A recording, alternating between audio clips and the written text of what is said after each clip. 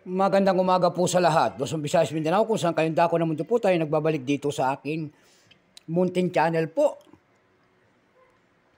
Samuel Soriano TV29 para mag-discuss ulit ng another coins. At ito po ay ating hilig. Ayan, pangungulikta ho ng bariya. Kaya ho tayo nandito nagsisiling ng kanilang mga halaga. Magandang umaga po sa lahat ng aking mga subscriber dyan. Kung saan kayong dako ng mundo po. Keep safe po sa lahat and God bless. Maraming salamat sa inyo. Ayan. Excuse me po. Yun namang nanonood dito at gusto ang ganito mga topic po about coins. Ayan, anyayaan ko sana kayo, baka pwedeng humingi ng pabor sa inyo at makipindot naman po sana ang ating subscribe button, like and share para ma-update po kayo sa mga latest ko pang gagawin mga video po. Ang pag-usapan po natin ngayon ay pera po natin. Ayan. Pera po natin ang ating pag-uusapan. Bulinggit po. Ayan, 10 centavos po. Ayan. Year 1945. Ayan, Denver Mint po siya. Oh. Bago tayo magsimula sa ating talakayan, kilalanin mo muna natin siya. Issue po, Philippines po. Period, Commonwealth, 1935 hanggang 1946. Value nito, 10 centavos po. Type, Standard Circulation Coins. Years, 1937 hanggang 1945. Currency, piso, 1967 up to date po. Composition po nito ay silver.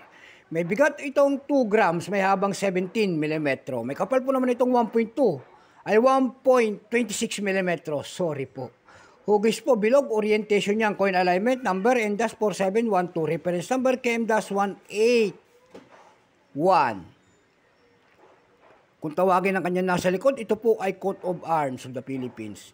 Ito pong year 1945, ito po ay 48%. Kung ilang piraso naman ng pinagawa sa ating barya na ito, sa ibang bansa, kasi Denver Mint po ito, ayan. Itong hawak natin po, ito po ay 143,592,000 piraso po, ayan. May presta po ito doon sa ating numista.com. Yung kanyang fine is 88, very fine 100, extra fine 120, almost uncirculated 150. Uncirculated nito ay nagkakahalaga po ng 270. Dako naman tayo sa kanyang price, ayan. Doon sa ebay.com, nakakita ko tayo nagbebenta doon ng $10. Mayroon ding $19.95 and then $9.95. Mayroon din tayo nakita doon na $6.50. Ang pinakamalit po ay $6.21.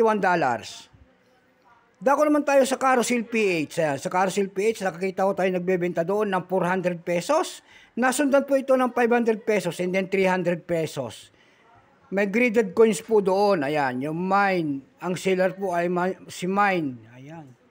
Binebenta niya po ng 4,000 ang kanyang year 1945. Ayan lamang po ang aking may babaging kanyang presyo. So hanggang dito na lamang po, Luzon, Visayas, Mindanao, kung saan kayong dako ng mundo po. Keep safe po sa lahat and God bless.